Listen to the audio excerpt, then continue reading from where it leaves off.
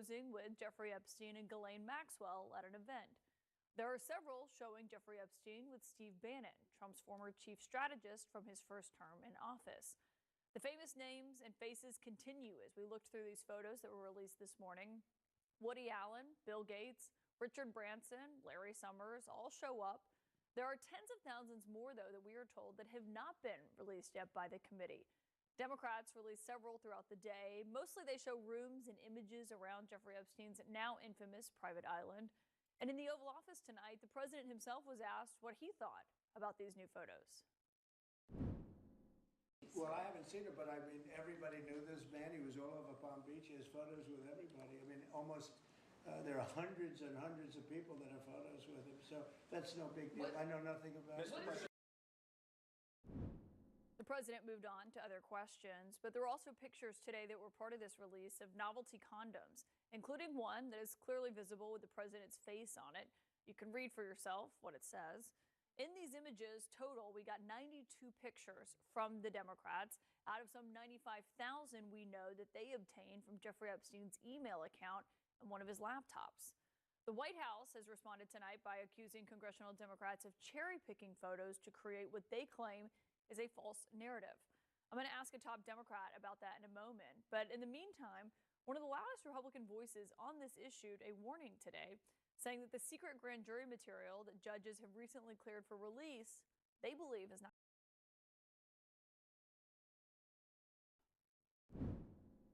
You know, the grand jury material is just a small fraction of what the DOJ needs to release, because the FBI and DOJ probably has evidence that they chose not to take to the grand jury, because the evidence they're in possession of would implicate other people, not Epstein or Maxwell. What we want to see are the facts and evidence that the FBI and the DOJ have never given to a grand jury.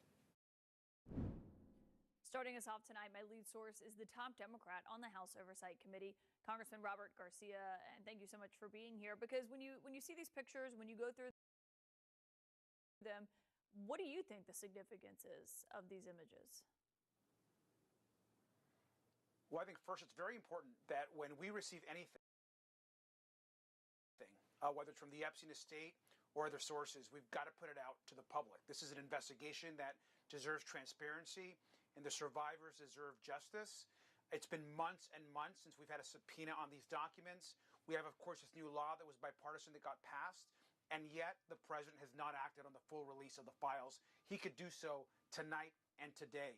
These pictures, of course, just continue to raise additional questions. Some of them are quite, I think, disturbing about the relationships that Jeffrey Epstein had with powerful men. You'll note that we have said from day one that we don't care who are in these files, what political party they're in, how much wealth they have, who their connections are. We're going to release the information. We're going to hold those that cause harm, that in some cases abuse and rape women and children. We're going to hold them accountable. We're going to get justice for the survivors. And everything that we release just adds and adds more information about who Jeffrey Epstein was, the people that he surrounded him with, and clearly he had connections to very powerful people. I want to say one last thing. We also have numerous bank records, and those bank records we're going through right now will hopefully also get us a lot more information about the connections between who was paying Jeffrey Epstein and for what. Have you learned anything from those bank records yet, or is it still, you're still sorting through?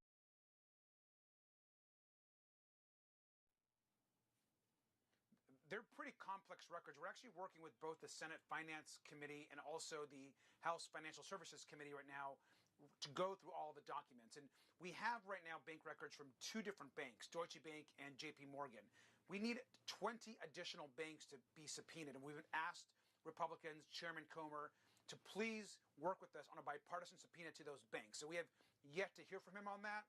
We're glad that two other banks are moving forward, but we know that we need information from all of those banks to get the clear financial picture of who was paying Jeffrey Epstein, what individuals, possibly foreign governments, what large organizations, and was there money laundering or other financial crimes happening throughout this whole process. One thing that the Republicans on your committee have accused you of, and the White House as well, is cherry picking certain pictures, they say, to form a narrative here. How did you decide which pictures in the 95,000 that you now have access to, how did you decide which ones to release today? I think it's interesting that Republicans like to make these arguments when they have yet to call on President Trump in a strong way to release all the files. They wanted to conceal the files. They wanted to oppose our subpoena. They tried everything they could to stop our vote in the Congress to actually get the files released. And so every step of the way, Mike Johnson, the chairman of our committee, James Comer, and Donald Trump have actually been a part of this massive cover-up. So we should be very clear about that. As far as the photos, we've actually only reviewed about a fourth of the 95,000 photos that were actually sent to us late last night. And so as we're going through those photos, putting more photos out to the public. We put out some this morning, some later tonight. We'll continue to put out photos in the days and weeks ahead.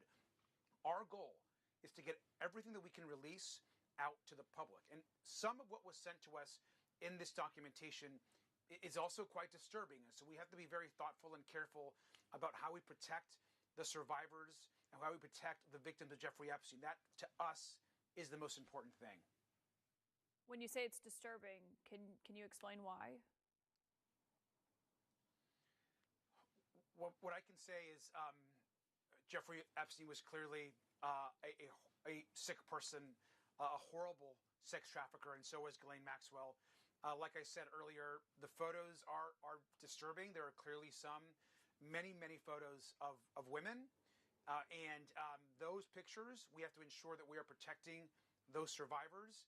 And our hope is to be able to get the information about what is included in the hundreds and hundreds and hundreds of photos that have been released by the Epstein estate, some very disturbing, of women and their conditions, which we hope to be able to share in the days and weeks ahead.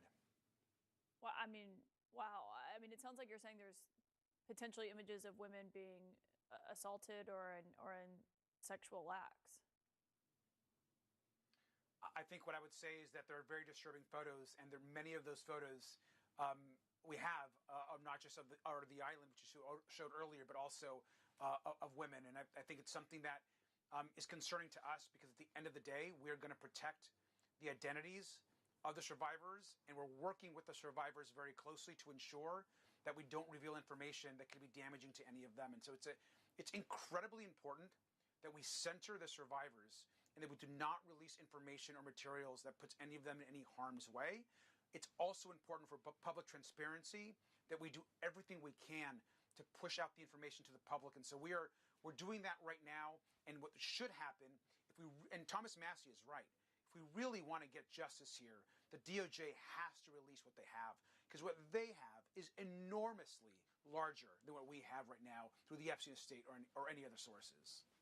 Well, I wonder about that because when y'all released the emails last time that showed correspondence with people like or about Donald Trump, with Ghislaine Maxwell, with Larry Summers, the Deputy Attorney General came out and basically said they didn't have that in their possession. It wasn't really clear why the Justice Department wouldn't have these emails if no one thought to subpoena them until your committee did. But do you actually think the committee has these images from the Justice Department has these emails from his estate? So that's actually something that we're not exactly sure. I mean, first, let's be clear. I don't trust Todd Blanche, the Deputy Attorney General. This is a person that was Donald Trump's former personal lawyer. The way he's treated Ghislaine Maxwell, involved in possibly moving her to a less secure prison, essentially where she can roam around and have pets and have secret meetings. I mean, that is ridiculous and outrageous. She's a sex trafficker. And so Todd Blanche needs to be investigated himself for these actions. Separate of that, whether or not the Department of Justice has the documents the Epstein estate has, he has said that they don't have many of these documents. That may be true. I don't trust everything that Todd Blanche says, but I imagine that the DOJ has some of the documents, but they may not have everything. And so we're not gathering information or waiting for the DOJ to send us documents. We're talking to the Epstein estate. We're talking to the Virgin Islands. We're talking to survivors directly and getting testimony. We're bringing in people into our committee and getting information and depositions. And one last piece. There are hundreds and hundreds of FBI agents who love their country and are patriots and that have helped to put together the Epstein files. So Pam Bondi and Donald Trump need to understand that if they try to hide, redact, or in any way tamper with evidence, there are good Americans out there that are ready to call that out. We'll see. They have 1 week left to produce those. Congressman Robert Garcia, the ranking member on House Oversight, thank you for joining us tonight. And here to weigh in as well, Van Jones and Scott Jennings. And Van, I mean, I just think when you hear that from Congressman Garcia saying that there's some really disturbing images in this. I mean, their staff has to go through this basically in a raw file and look through that and put stuff out. I mean, it's created a stir. The Republicans are saying they're just cherry picking, but I mean, I do think it's just disturbing to even see a lot of these pictures. Well, I think that there are two things that are going on here. One is, everybody that's seen this stuff says there's really terrible images here. They're saying that on air, they're saying that off air, terrible images. And so I think that, to me, they should be a little bit more patient. I do think they open themselves up by putting some out now, some out later. I don't understand the rationale. If it's this serious, I think Democrats would be well advised. If it's worse than people thought, dribbling out little party pictures and doing guilt by association games, I think undermines the seriousness and the gravity of what we're talking about now. Well, and Scott, I mean, that was the concern that's what Marjorie Taylor Greene basically alluded to when she was asked about the president fighting her on signing that Epstein discharge petition. She told him she was worried people would get hurt. Obviously, one thing that Republicans have argued is that people could be unfairly smeared by being included in this. I mean, you saw Richard Branson, a lot of people who are included in these photos today that have not been accused of wrongdoing. That is incredibly important to note, even for a second time. But Scott, I wonder what you make of the argument that it's being cherry-picked. I mean, the DOJ could release this theoretically tomorrow. Yeah, look, here's what I think. Robert Garcia and the Democrats on oversight don't care about justice. They don't care about victims. They don't care about anything except one thing. They care about making the American public think that Donald Trump had something to do with this. What Van said is incredibly accurate. They should be patient. If they cared about victims and they cared about a narrative of justice and they cared about that part of it, they would be patient and they would be measured. But what did they do today? They release photos that are cherry-picked, by the way, and they throw in an already publicly released photo of Donald Trump. They blur out the pictures of the women to make you think that these women were underage sex victims, when in fact, they were very adult. They were at an event. It's already a publicly released photo. And one of the women said on the record, oh, Donald Trump was gentlemanly. So what the Democrats are doing here is they're taking a very serious story in which real people got hurt by powerful people, all for the purpose of trying to smear Donald Trump. That's what this has always been about. They didn't care about it until now. And what they're doing with these photos is nothing short of outrageous. This is not a story about Trump and Epstein. It's a story about Epstein, but they want it to be about Trump. And I'm just, honestly, it is crazy. When you put out photos and digitally alter and react to faces, you know what you're doing, and it's not right. Go ahead, Van. Look, I didn't like a lot of what I saw today, mainly because I think when you're saying you have horrible images and you're putting out images that frankly are pretty frivolous images, I think it steps on the message. But I do think it's important to point out all of this could go away tomorrow if Donald Trump just said release all of it. And the reason that we're having that you're now at the effect of whatever Democrats want to do, don't want to do anything at all. And so I just think we're seeing the worst of the elite class. I think people at home who have faith and confidence that somebody's flying the plane here that has good sense and good judgment have to feel a lot worse about the country today, seeing how much nonsense is going on both behind closed doors in the past and now what's happening in the public eye. But if Republicans don't like what Democrats are doing, there's a solution. Just have Donald Trump release all of it right now. Scott, can I ask you, because when I looked through the pictures today, CNN, you can look through them yourselves on CNN.com. They're published there. It's not just that one picture that you're referencing where there's 3 women on each side of the president. There's others where they blurred women's faces as well, where Trump's not in the picture. I mean, I just think, it made me think back to the DOJ memo from July when they were saying they weren't going to release anything else. It started all this. And the Justice Department said the images that they had showed videos of victims who are either minors or appear to be minor. I mean, it's obviously hard for them to really discern at times in these old pictures how old the women or the girls are. Right?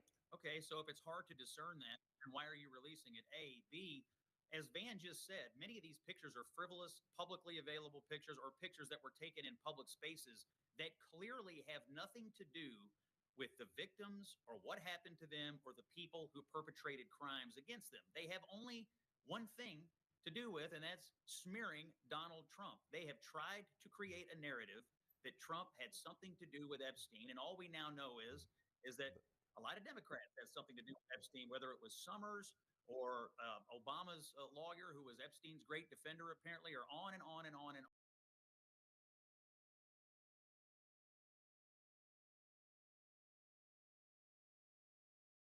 Creation of a Are they? I understand what you're saying, that they're trying to do it to stick it to Trump. But I mean, they're releasing pictures of Bill Clinton and Larry Summers and Democrats too. I think you could make that argument maybe more if it was just pictures of Donald Trump, right? Well, look, those guys are already roadkill. I mean, I hate to tell you, but we already know about that. But they continue to stick things about Donald Trump in the middle of these other people for one reason only. There's not a single shred of evidence or any credible allegation that Trump did anything wrong at all or had anything to do with this, period. And by the way, he did sign the law they're going to release the documents on. So the idea that he doesn't want to release it, he signed it into law, and I assume they're going to release it as soon as they can. We'll see. Under massive pressure, he did it. We'll see. Out front next, breaking news. Trump speaks out about the newest Epstein photos hours after the release of images showing Trump and other high-profile men, including Bill Clinton, at Epstein's home. 2 Epstein survivors are out front tonight to respond. Plus, an out front exclusive this hour, the mother of Caroline Leavitt's nephew. She was detained by ICE, and she is here tonight for her first live television interview. Does she believe she was targeted? Her story is incredible. And actress Ricki Lake, she lost everything in the LA fires, her house gone, including her family photos. But then a woman who is a complete stranger found a trove of them, and she's my guest. Let's go out front. And good evening, I'm Erin Burnett. Out front tonight, the breaking news. We've just got more than 70 new photos from the Jeffrey Epstein estate. These have just been released here in the past hour, following on the heels of about 24 others released earlier today. And some of these photos serve as the newest evidence of President Trump's long relationship with Jeffrey Epstein. House Democrats releasing the newly obtained photos, and Trump was asked about them just a few moments ago. I haven't seen it, but I mean, everybody knew this man. He was all over Palm Beach. He has photos with everybody. I mean, almost, there are hundreds and hundreds of people that have photos with him. So that's no big deal. I know nothing about it. Of course, among the people with photos with Epstein is Trump himself. And of course, it is important. One new photo released today that had been in Epstein's possession shows Epstein and Trump standing shoulder to shoulder. Another shows Trump with 6 women wearing leis. The women's faces were redacted by the committee, but you see Trump there. There's a photo of Trump with another woman whose face is blacked out on a plane. And then there was a photo that Epstein kept as well, a bowl of novelty condoms with a caricature of Trump's face on the wrapper. And the words, quote, can't believe I have to read this, "I'm huge." The condoms are in a bowl with a sign that says Trump condom $4.50. And even as you laugh to think about the fact, again, that this was in Jeffrey Epstein's possession, it's disgusting. Of course, it wasn't just Trump. Epstein also had a photo of himself and Steve Bannon, and this was Trump's point, that a lot of people knew him. There was another one that was a picture of Epstein, Ghislaine Maxwell, and others with former President Bill Clinton, who, of course, also spent plenty of time with Epstein. There are photos of Epstein with Woody Allen and a photo of the former Treasury Secretary Larry Summers on a plane as well. Now, none of the released images in this case depict any specific sexual misconduct. It's also not clear when or where they were taken or who took them. But despite Trump trying to downplay it today, right, when he says it's no big deal and hundreds of people took photos with Epstein, right, the takeaway from that would be, oh, you know, who knows anything with him, just a really quick photo, lots of people had them. But the thing about it is that Trump was not just one of hundreds of people that Epstein took photos with, right? They knew each other, and they knew each other well, and they knew each other over a long period of time. Listen to what we have heard time and time again from people who knew them in those years. They were best friends. They were best friends. Was his best friend. And of course, that friendship was specific and important, but a lot of powerful men also had relationships with Epstein, which is why there is such a massive push for more information that Trump once had been at the forefront of. Once he had the power to release the files, which he has since he took office, any day he could have released them. All he had to do was say so. But here we are. Just listen to Trump's former ally, Congresswoman Marjorie Taylor Greene. He was extremely signed the discharge petition to release the files. I fully believe that those women deserve everything they're asking. They're asking for all of it to come out. They deserve it. And he was furious with me. What did he say?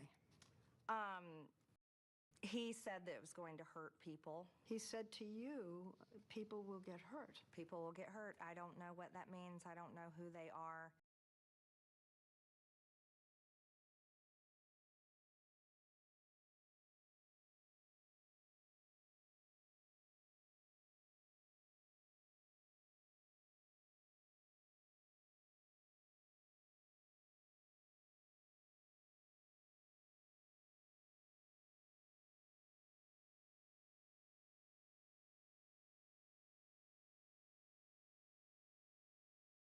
Had just been diagnosed with a brain tumor, and Epstein told her he would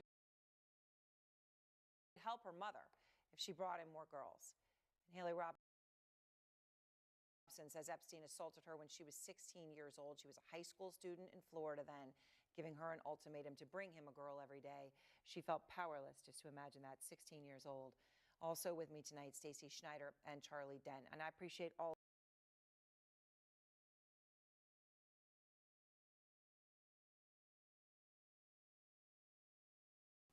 had the chance to speak with you over these past months, what it's like for you to the drip of information every day for you. You don't know what every day is going to bring. And today, all of a sudden, all these photos. I mean, the best way I can explain it is it feels like, when you're in line at the DMV and you know you're going to have to wait. So you set yourself up to wait. And you tell yourself, like, at the end of all of this, we have that 19th deadline in our heads as survivors. And we figured we would not be seeing anything until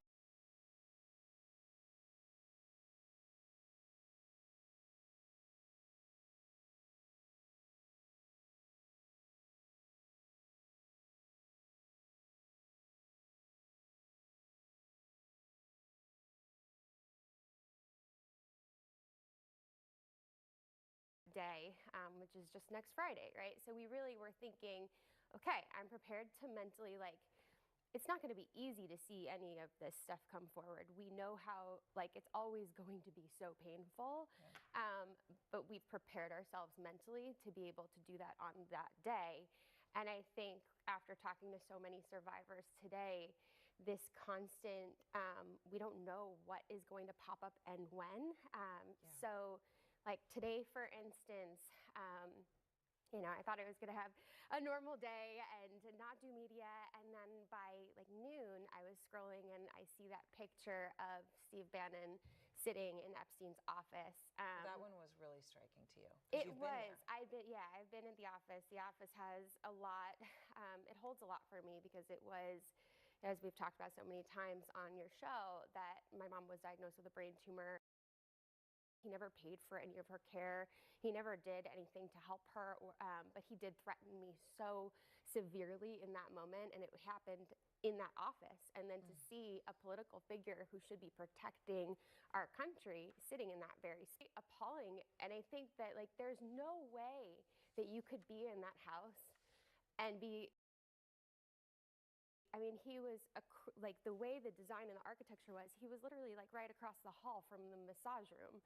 So there's no way that you could enter that house and not know what was going on. So at the very least, you're witnessing something and you're complicit in it. Haley, what was today like for you?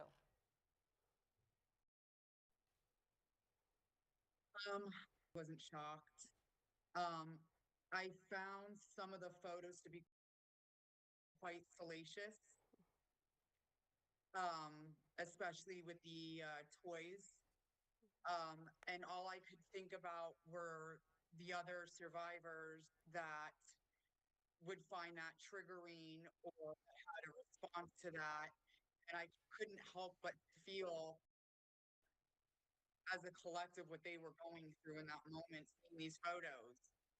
And, you know, it is a trickle effect. And this is why I am so committed to healing and to seeing a therapist, is because you can't, as an American and as a human being,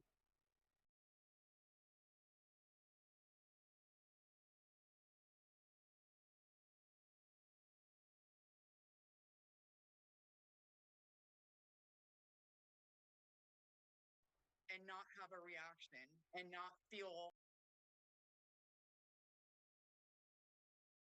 devastated or just grossed out. And so I kind of felt a little like that today. And then I had to take a deep breath and brace myself and said, okay, this is a teaser. This is just a little preview. There's more that's going to follow. And we just all need to stay united and keep supporting each other and just keep being there for each other, because the more information that comes out, it could be very triggering for a lot of us. Stacey, you know, when Danielle is talking about the office and having even just to see a photo like that and the unbelievably horrible experience she had, the memory for her, she also was talking about something that is consistent with what the Commerce Secretary Howard Lutnick said. Right? In his belief, everybody knew. Nobody knew that, and that there were tapes, and he had a whole theory. But what she just described there, because she's been in that house so many times, was that when you went in and you're in his office, right across the hall is a massage room, that you could see one from the other. That particular picture, I guess it happened to be Steve Bannon with him in his office, but obviously many people would have been there. I just think it's so powerful what she said, just the physical proximity, that anyone who knew that was in that office knew about the massage room. Right. It's stunning to hear that. I'd never heard that before, about the proximity of the room and then people coming in and out of his office. This is such a difficult situation because there are going to be plenty of people in those photographs. The House Oversight Committee already seized 95,000 photographs from Epstein's computer and emails just by subpoenaing his estate. So there's going to be a lot more coming out. What they did today, what their initial tease, they sent out 19 photos, like you described, Bill Clinton and Donald Trump in them, and some other famous, well-known people. There's no indication of any criminality in those photos, and there's no context for those photos. But I believe that the House Oversight Committee was sending a message to the administration, to Pam Bondi, and to the Justice Department that we've got a stash of evidence and information that we know exists. And if you play funny business in releasing this file and taking advantage or over advantage of all those loopholes that they were given in the law to release the files and not telling the public what's really in there, we have it on this side, on the other side of the other subpoena. And I think it was a subliminal message or a veiled message that we're watching you and we want to make sure you do the right thing by the public. In terms of putting out what the DOJ has, Charlie, which we know to be a massive amount of information, right? Ro Khanna has made clear many times that, you know, it's what we've seen is 3% of what they have. We don't know how much of what the DOJ has is also what the estate may. I mean, we don't know the full Venn diagram on all of it, but we know that there's a lot that they have, that when they say they're so transparent, obviously that's not true. They could put them out any day. They haven't. But what do you think, what do you make of the House committee putting this out? And specifically, it was the Democrats on the committee. Well, today, but what I saw, I didn't learn anything today that I didn't kind of already know. Right, you knew that I knew Trump about and he had Epstein were friends. You knew relationships with people. Clinton and I mean, Epstein. you know, Yeah. the condoms, I didn't see that coming. But other than that, Yeah. Well, at least you didn't have to read it. yeah, exactly. But you know, look, I've said from day one, this administration and their allies have hoisted themselves on their own conspiracy petard. It was Bongino, it was Patel, it was Bondi, all telling us about Epstein files, and then they said when they got into positions of power, oh, there's nothing to see here. The problem is that a lot of their base supporters believe them. And I think right now, this administration should have released this stuff a long time ago. Bad news doesn't get better with time, and they're waiting, and I'm anxious to see what they do on the 19th. I'm sure they're going to scrub this, they're going to redact this, they'll sanitize it any way they can, and then they'll release whatever they release. And I'm sure it's never going to be enough, because a lot of people are going to say they're hiding something. And given what's people who are going to know, I mean, people like you, Danielle, you're going to know right? So if they redact to not hurt people, is what Trump said, okay, that would be redacting your name. I mean, you've chosen to put your name and face out here. So is Haley. So have so many other survivors, but some have not. Their names should be redacted, faces redacted, right? But you're going to read through things in there, and you're going to know if it's all there. I do think that for survivors, well, first of all, we're all in this together, and that has been something magical that has been born out of this. Just seeing Haley's face like now is just incredible to know we have that camaraderie and that sistership. But I think something that we are a little bit frustrated with is I put the FOIA request in for my 302, which is the FBI file, right? I requested my FBI file, my own file. Your own, the stuff about me. you. I'm not asking for anything else, just me. And I put that request in September, their own FBI file. And so what that means is we're living off of our memory, which dates can get a little fuzzy. I know I talked to law enforcement in 2008. 2008's a long year. That's, 365 days of going through whatever we possibly could find. So that is a little bit frustrating in that we are a unit, and we are moving through this together, and we will be looking out for each other, and we will be, okay, here is so-and-so, and this is what happened here. But at that same time, nobody's making it very easy, and there's no roadmap for this. So it's going to be trial by fire. Stacey, what do you make what she's saying here, that since September for her own FBI file?